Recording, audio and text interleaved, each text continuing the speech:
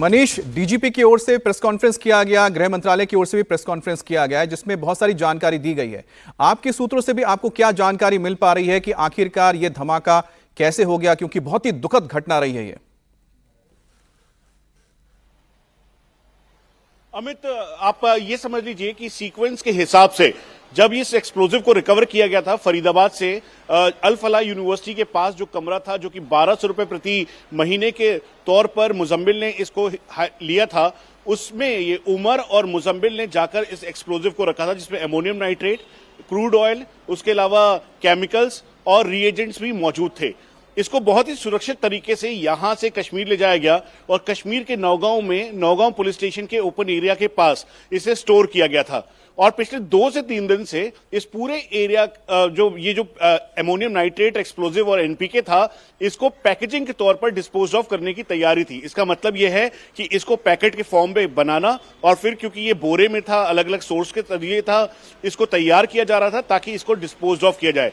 इसीलिए forensic team के करीबन 5 से 6 सदस्य, उसके अलावा जम्मू कश्मीर पुलिस की टीम, उसके साथ साथ जो लोकल तहसीलदार, क्योंकि ये पूरा एक मॉनिटरिंग प्रोसीजर है और इसमें स्टैंडर्ड ऑपरेटिंग प्रोसीजर को फॉलो किया जाता है और इसीलिए इसको पूरी तरह से किया जा रहा था। करीबन 11:20 पर यह शुरुआत करीबन 10 बजे के लगभग हुई थी, जब इसकी पैकेजिंग की जा रही थी, और 11:20 के लगभग ये धमाका हुआ। जो सोर्सेज हैं वो बता रहे हैं कि दरअसल ये बहुत ही कंप्रेस्ड मटेरियल है। आप इसका मतलब ये समझ लीजिए कि साधारण तौर पर अगर मैं एग्जाम्पल दूं तो कई बार ऐसा होता है कि गाड़ी जब धूप में खड़ी रहती है तो अपने आप गर्मी की वजह से प्रेशर बिल्डअप होता है और शीशा चटक जाता है। ठीक उसी तरीके से अमोनियम नाइट्रेट के अंदर जो हाई डेंसिटी फ्यूल और उसके अलावा जो बाकी केमिकल्स थे, उसकी वजह से कंप्रेस हो रहा था, इसको सील्ड किया जा रहा था और उसी दौरान पहले आग लगी और फिर तेज धमाका हुआ, क्योंकि एक्सप्लोजिव बहुत ज्यादा था। और ठीक उसी तरीके से जो तस्वीरें इस समय इंडिया टीवी दिखा रहा है, उसमें भी आप देखेंगे तो पैकेट्स दिखाई दे रहे हैं। ये जो बाकी की एजेंसीज के लोग जब वहां पे पहुंचे तो उन्होंने तस्वीरें कैद की थी।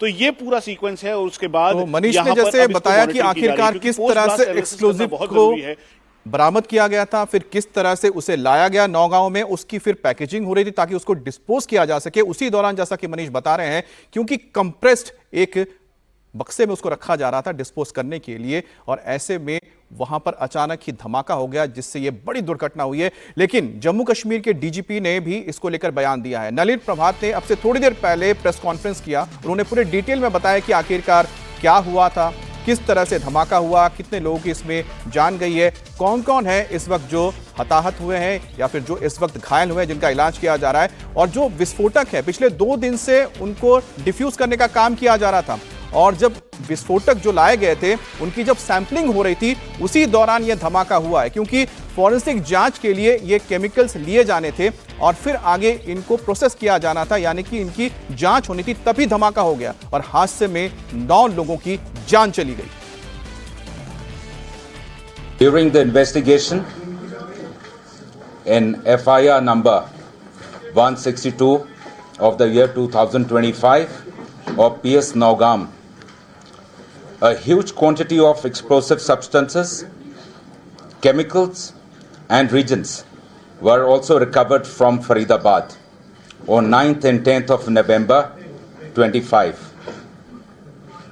This recovery, like the rest of the recoveries which we have done, was transported and kept securely in the open area of police station Naugam.